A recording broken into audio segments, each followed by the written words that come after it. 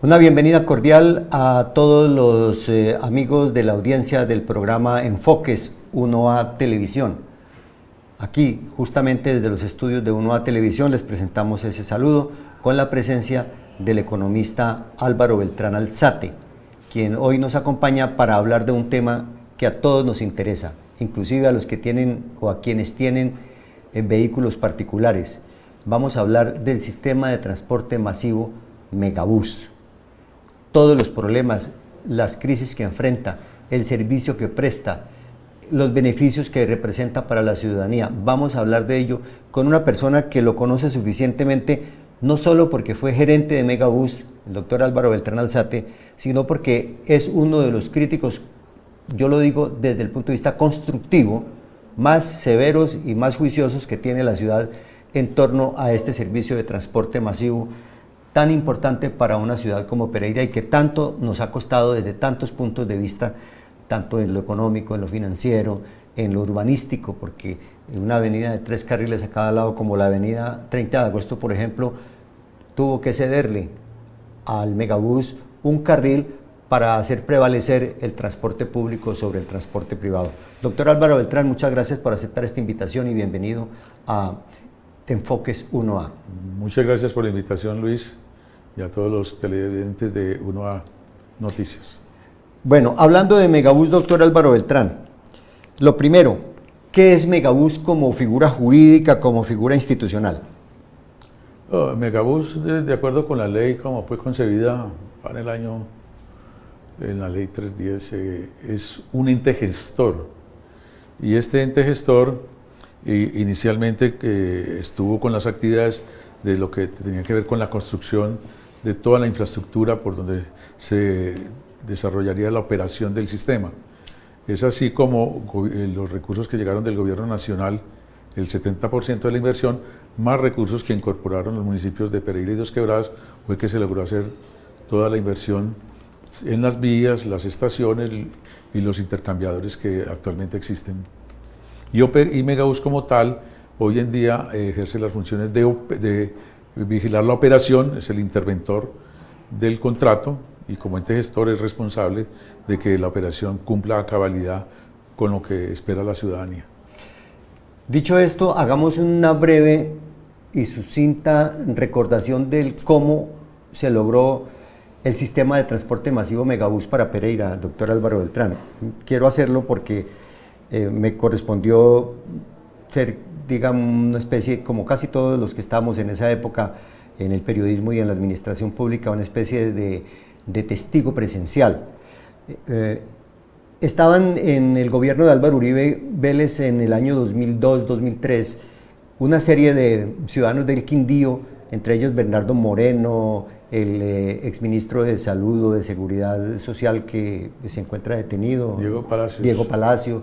Habían como el otro, el doctor Restrepo, que también se encuentra huyendo del país, el doctor Luis Carlos Restrepo, que era una especie de consejero de alto comisionado del gobierno de Álvaro Uribe. Eran 3 personas muy influyentes en el gobierno de Álvaro Uribe y lograron que a Armenia se le diera la licencia o se le diera la autorización para construir un sistema de transporte masivo.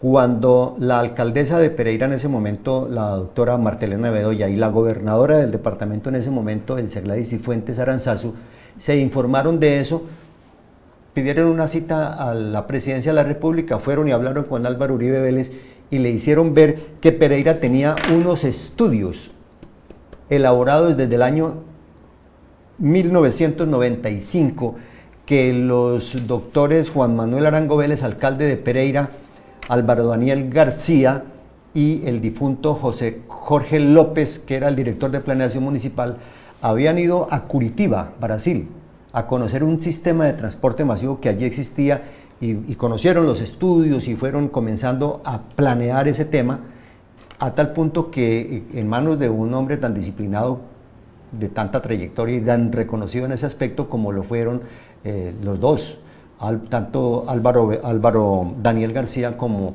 el difunto ingeniero civil doctor José Jorge López. Ellos iniciaron los estudios y los completaron. Se los entregaron al alcalde de Pereira y posteriormente llegó otra administración que fue la del doctor Luis Alberto Duque Torres, y después llegó, como lo estaba mencionando, Marta Elena Bedoya en la alcaldía de Pereira y Elsa Gladys Cifuentes en la gobernación. Le dijeron: presidente Uribe, nosotros ya tenemos los estudios aprobados por el gobierno nacional y todo este tipo de cosas, mientras que en Armenia tendrían que empezar a hacer estudios de prefactibilidad, de factibilidad y de las 3 fases que contemplan este tipo de estudios. Pues el presidente Álvaro Uribe esta historia la contó posteriormente cuando el periódico La Tarde cumplió 35 años de fundación en el Hotel Movis. Estaba allí toda la clase dirigente de la ciudad, que los que están viendo este programa podrán dar testimonio de ello. Ese es el origen de por qué Pereira tiene un sistema de transporte masivo, lo que es, doctor Álvaro Beltrán, bueno para la ciudad, ¿o no? Sí, los sistemas de transporte masivo son muy buenos en la medida que se cumplan las expectativas de los usuarios. Es decir, si tiene una tarifa asequible, si la frecuencia se cumple debidamente, si hay condiciones de seguridad, no solo dentro de los buses articulados y alimentadores, sino también en las estaciones y los alrededores de las estaciones y de los intercambiadores. O sea, que hayan buenos sistemas de comunicación, que hayan cámaras de seguridad, que hayan sistemas de aire acondicionado, que el usuario se sienta tranquilo y seguro de que en ningún punto del recorrido tiene dificultades con su seguridad. Además, repito, sobre la confiabilidad en las frecuencias que debe tener y sobre todo en la tarifa. Es de recordar que la tarifa es un valor muy sensible, porque en la medida en que la tarifa se incremente, eso conlleva a que muchos usuarios hacen sus cuentas y optan por comprarse otro tipo de vehículo para su movilización en el área metropolitana. El sistema de transporte masivo Megabús, los articulados que estamos viendo en pantalla, fueron inaugurados durante la segunda administración de Juan Manuel Arango Vélez. Recuerdo que vino el entonces ministro de Transporte, ya fallecido, el doctor Andrés Uriel Gallego. Andrés Uriel Gallego vino y estuvimos con él, nos montamos en el primer bus, hicimos la inauguración y ese mismo día se puso en servicio.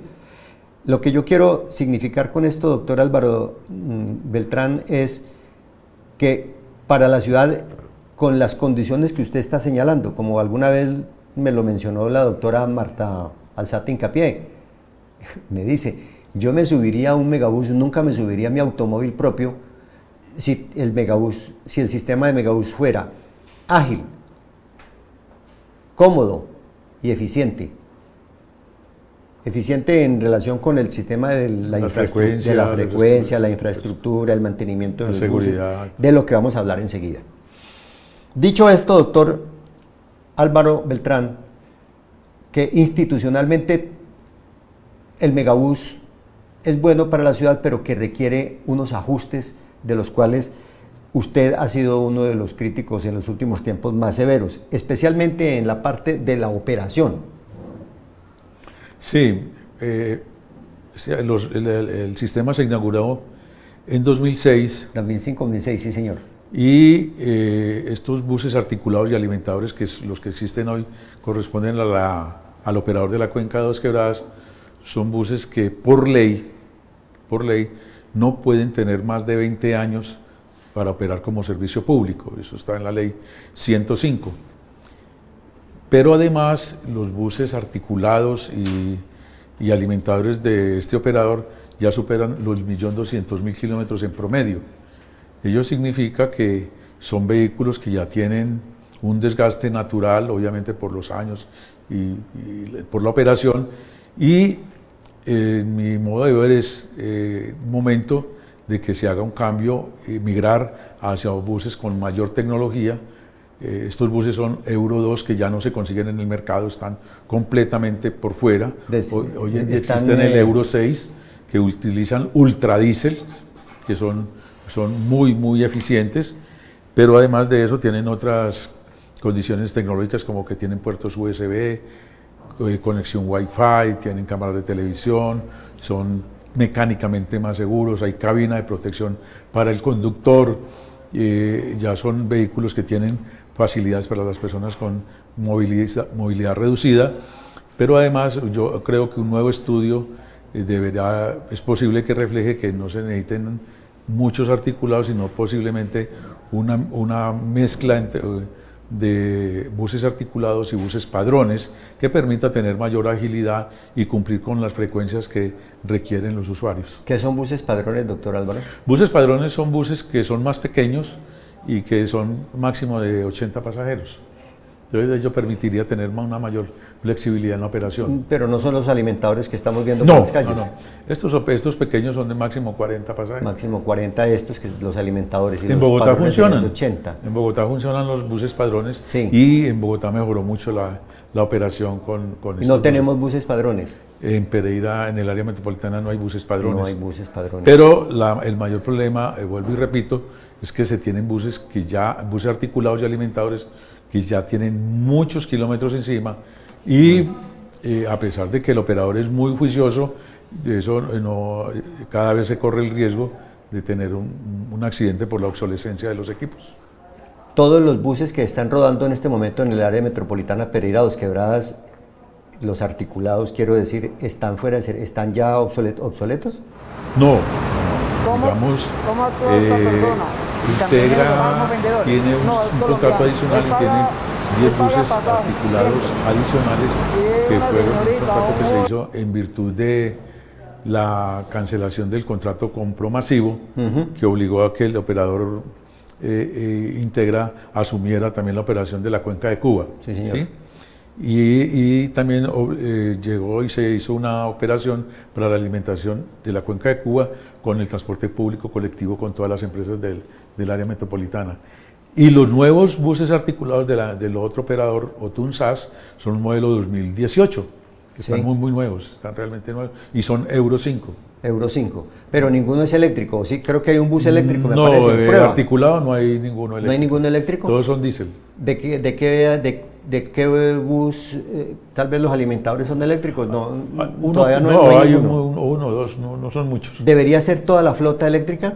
Yo creo que eso lo debe determinar un estudio, el cual hasta donde sé no se está desarrollando, no obstante que la concesión termina dentro de un año y no sé cómo irán a cubrir después de que se venza la concesión para cumplir con el servicio que se está prestando. ¿Cuál concesión? ¿La de Integra? La de Dos Quebradas, sí. La de Integra, se vence se cumple el próximo año se determina la concesión y todavía no hay estudios de cómo debe funcionar el sistema y más ahora es necesario un estudio después de que hemos pasado por una época de pandemia que ha modificado un poco los hábitos de consumo de los pereiranos, de todo el mundo, porque ya hay mucha población que hace su trabajo de manera virtual. Ya vamos a hablar el tema de la operación en relación con lo que ocurrió en la pandemia. Pero yo me hago una pregunta y mucha gente también me ha dicho que ¿por qué funcionan dos operadores, siendo una ciudad pequeña, relativamente incluyendo el área metropolitana? Sí, pues para manejar 36 buses articulados, que es lo que tiene la flota. No parecería necesario, y ahora ¿cierto? con los otros 45 más los dos que hay para eventualidades, 47, realmente son pequeños si uno lo compara con Bogotá, que son 1.800 buses articulados. En su momento, el consultor estimó que debían existir dos operadores para que existiera competencia entre ellos y pudiesen hacerse análisis comparativos acerca de la operación de cada uno de ellos, o si alguno de ellos fallaba, como en efecto sucedió. Claro, ahí donde hablamos de la cuenca de Cuba y la cuenca Dos Quebradas, ¿cierto? La cuenca de Cuba tuvo una falla con el operador Promasivo, sí. Y ante la falla del operador Promasivo, pues hubo la oportunidad de que Integra pudiera suplir la operación en la cuenca de Cuba y en virtud de ello fue que se desarrolló el contrato adicional en 2014. Y entonces el otro operador se dedica a ¿qué? Si Integra maneja las dos cuencas, no, las troncales, troncal, ¿cierto? Sí, la troncal. ¿Toda la troncal la maneja Integra? No. Hoy en día está compartida entre Integra y Otun SAS. Perfecto. ¿Y Otunsas qué hace? Otunsas es un operador que tiene en este momento 9 articulados. 9 articulados. Que es el que entró a reemplazar la operación de Promasivo. De Promasivo. ¿Por qué no tiene la misma cantidad de vehículos de Promasivo? Porque Integra asumió parte de esa operación en 2014. Correcto. Y hablamos del megacable. Usted es una de las personas que siente una gran decepción con el tema del megacable. No, el megacable uno no lo debe satanizar. Yo Sí. lo que digo es que los pereiranos necesitamos conocer es simplemente la información. Yo creo que la comunidad, toda la gente de la comuna Villa Santana se ve notablemente beneficiada, los estudiantes de la Universidad Tecnológica obviamente hay una mayor conectividad, menos tiempo y eso genera mayor calidad de vida. Lo que sí debemos conocer los pereiranos es que esa operación es deficitaria y eso se conocía desde el inicio, los estudios proyecto. lo marcaron. Sí. Los estudios marcaron en 2016 que la operación sería Pereira deficitaria crece. a no ser Evoluciona. que se subiera la tarifa. Si usted no sube la tarifa, entonces el dueño del cable, que es el municipio de Pereira, debe entrar a cubrir los costos que genera la deficiencia de la operación, el déficit de la operación. ¿Qué está pasando con el servicio de megacable, doctor Álvaro Beltrán, desde su perspectiva? ¿Por qué razón el megacable no ve, y son críticas que yo he escuchado de alguien y personas que le dicen a uno, yo nunca he visto una fila para subirse al megacable? O sea, es que el megacable es estacional especialmente por la Universidad Tecnológica, que son semestres de 16 semanas, o sea que en total son 32 por año. Quiere decir eso que 20 semanas no hay estudiantes en la Universidad Tecnológica, o si los hay son muy pocos. ¿Sí? Además, con la pandemia, muchos cursos, muchos programas universitarios son virtuales, o hay un mix. Eso ha generado una disminución, sí, hay una disminución de la demanda en virtud de ese cambio en los hábitos que nos generó la pandemia. ¿Sí? Pero además de eso, uno va a la Universidad Tecnológica, como me ha tocado ir a mí en estos días recientes, y allá no hay dónde parquear, porque si se pudieran parquear en las calles aledañas a la universidad, se parquearían. Y en la parte de adentro usted ve motocicletas por todas partes. Entonces,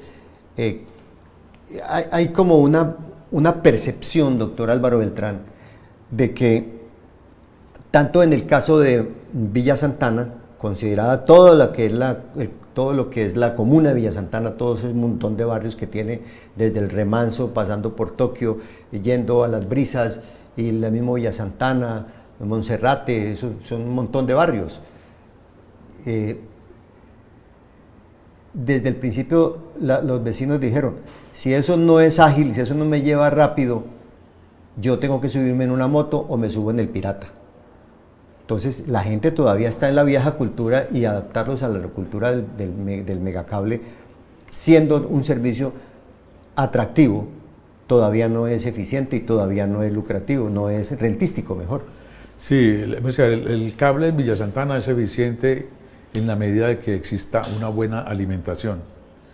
Pero vuelvo y repito, si usted no tiene una frecuencia cierta de que a determinadas horas el usuario sabe que pasa cerca a su casa, el alimentador no va a tomar otra opción de transporte. Porque el alimentador hace un circuito por todos los barrios, ¿no? Hace un circuito y llega O sea, la gente tiene que montarse primero en una buseta para después subirse para llegar al cable. a la góndola. Entonces, esa tiene que ser eficiente. Pero hay que seducir al usuario. Al usuario hay que seducirlo con servicio, dándole. Yo soy un crítico en el buen sentido que se debe exigir la frecuencia. Esa debe ser una regla a rajatabla que hay que cumplir. Si el vehículo, cualquiera sea la modalidad del cable, el bus articulado o el alimentador, dice que pasa a las 9:14, debe pasar a las 9:14. Pero si pasa a las 9:20, 9:25, ya el usuario comienza a desesperarse y toma otra opción. De acuerdo. Cuando se tiene que esa calidad del servicio es eficiente, seguramente que va a comenzar a tomar la decisión de subirse al sistema. ¿Qué se requiere para que el servicio sea eficiente, de acuerdo con la experiencia que le quedó a usted como gerente de Megabús? ¿En qué tiempo fue que estuvo usted allí, doctor? 2016-2017. Sí, reciente. ¿Qué debe hacerse? En eso debe existir una completa voluntad política de los alcaldes en que los gerentes y al ente gestor en la exigencia a los operadores del cumplimiento estricto del contrato. Megabús, el ente gestor, él es el interventor del contrato y eso muchas veces genera escozor, molestia cuando se hace llamados de atención para que se cumplan para que se cumpla el contrato simplemente. ¿Sí? Entonces, ese cumplimiento no solo de la frecuencia, sino en las condiciones técnico-mecánicas, de que debe tener 2.2 operadores por cada vehículo, de que los operadores deben tener todas las prestaciones de ley, que todos los vehículos tienen que estar en óptimas condiciones de aseo, todo lo que conlleva alrededor de eso se deben cumplir de manera estricta, de tal manera que los usuarios se sientan cómodos de que se suben a un vehículo, llámese cable, articulado, el que sea, y está limpio, el conductor está en buenas condiciones, se le paga todo, obviamente el sistema comienza a mejorar. ¿Por qué los operadores, doctor Álvaro Beltrán, dicen que el Megabús en este momento no está dejando rentabilidad, que no está siendo eficiente financiera, económicamente? ¿Tienen problemas con eso? Yo, sin conocer las cifras, el tema del bus articulado se paga por kilómetro recorrido. Entonces, como la demanda cayó, sí, con la pandemia. Por la pandemia la demanda estaba por los 125, 126 mil pasajeros por día. Por día, sí. En promedio. La demanda bajó y bajó dramáticamente a menos de 50 mil pasajeros. Entonces, al tener que pagar, como se paga de acuerdo con el contrato por kilómetro recorrido para los buses articulados, no podía Megabús, el ente gestor, decir salgan todos los buses a recorrer, a cumplir con la frecuencia, porque los buses no estarían teniendo la demanda suficiente. Entonces lo que ha sucedido es que se ha reducido el número de articulados en las troncales, afectando la frecuencia. Correcto. Y al afectar la frecuencia, o sea... Menos buses en la vía, sí. Menos buses menos articulados. Sí. Menos articulados, entonces cuando pasa el articulado pasa lleno y pasa tarde. Entonces eso es lo que está fastidiando. Y la gente toma opción por otra opción porque necesita llegar a su lugar de trabajo o a su reunión. Entonces todos estos cambios que han tenido la movilidad por efectos de la pandemia y por la obsolescencia de los equipos y porque en 15 años o para 20 años que se han presentado muchos cambios, es necesario redimensionar y conocer para dónde va en los próximos 15 o 20 años el sistema de transporte masivo. Es un análisis que se debe hacer de manera tranquila, juiciosa, con una firma especializada en sistemas de transporte masivo que le indique al área metropolitana, a los alcaldes, cuáles son las mejores opciones para que el sistema mejore. En la segunda administración de Juan Manuel Arango, del 2004 al 2007, recuerdo que vino una delegación de Guadalajara, México, a visitar al despacho al doctor Arango Vélez. Y la inquietud que ellos traían centrada era preguntando por qué razón o cómo hizo el municipio, cómo hizo la administración para permitir que los vehículos particulares le cedieran un carril al transporte público. La respuesta que la recuerdo de Juan Manuel Arango fue con decisión política. Tomaron la decisión política de quitarle un carril al transporte público, al transporte privado, para privilegiar el transporte público. Personalmente, yo creo que he montado 3 o 4 veces en el Megabús. Me parece un servicio estupendo, me parece excelente, me parece una idea grande. Me parece que en los últimos 50 años lo mejor que ha hecho Pereira ha sido recuperar el aeropuerto Matecaña y hacer el sistema de transporte masivo. Pero en materia de transporte masivo, usted sabe más de esto que yo, por supuesto, 1000 veces. Siempre se ha preguntado por qué razón no se ha podido hacer el sistema completo. ¿Cómo se llama el el fenómeno de generar que todo el sistema funcione para toda la ciudad, para toda el área metropolitana? Es un tema, pues, a ver, el sistema también tiene deficiencias porque el carril es invadido con frecuencia. Sí. A pesar de que en los contratos de concesión se dice que son con carriles exclusivos para el sistema de transporte masivo. En eso ha faltado voluntad política. Sí.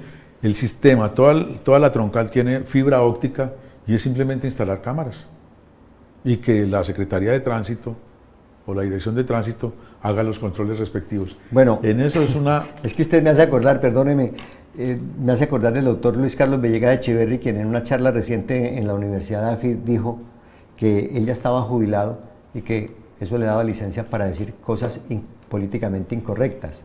Lo que usted está diciendo es que el alcalde de Pereira, el anterior o el que viene, no sabemos, debería tomar la decisión de poner cámaras de vigilancia, porque ya está el sistema de fibra óptica en toda la red, para que los carros particulares que invadan el carril de solo bus sean automáticamente multados. Sí. Pues eso es una decisión que no es popular. Sí. ¿Cierto? Usted que va en su carro particular, ¿cierto? Que va en, una moto, metido en un trancón, pero es que precisamente el sistema de transporte masivo lo que busca es desestimular el vehículo privado. Esa es la razón de ser. Doctor Álvaro Beltrán, agradeciendo su presencia, creo que con usted, al igual que con otros invitados que hemos tenido en días recientes, vamos a tener que hacer un nuevo programa para hablar de otros temas de la ciudad, como quiera que usted fue secretario de Hacienda del municipio de Pereira y conoce muy bien el tema de catastro, el tema de predial, que tan duro le está doliendo al bolsillo de los pereiranos, y la gente de Dos Quebradas también, para que hagamos un enfoque sobre ese tema. Por ahora queremos agradecer su presencia aquí en el estudio de 1A Televisión, en este programa Enfoques 1A, doctor Álvaro. Bien, muchas gracias. Muy amable a usted por la presencia, a los amigos de la audiencia. Hasta una próxima oportunidad. Mañana tendremos un nuevo programa a las 6:30 de la tarde, como siempre, por los canales de 1A Televisión, YouTube y Facebook. Hasta una próxima oportunidad. Gracias.